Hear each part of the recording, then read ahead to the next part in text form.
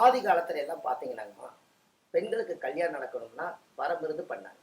இப்ப என்ன அப்படின்னு கேட்டீங்கன்னா, யாராவது கல்யாணம் நடக்கலைன்னா, பொண்ணோட அப்பா அம்மாவா இருந்தாலும் சரி, மாப்பிள்ளையோட அப்பா அம்மாவா இருந்தாலும் சரி, ம். அது 2 பேரும் அவங்க தேர்ந்தெடுக்கணும்.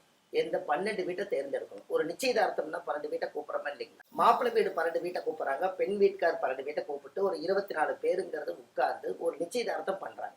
அப்போ ஒரு கூட்டு பிரார்த்தனையில் தானே ஒரு திருமணம் நடக்குது.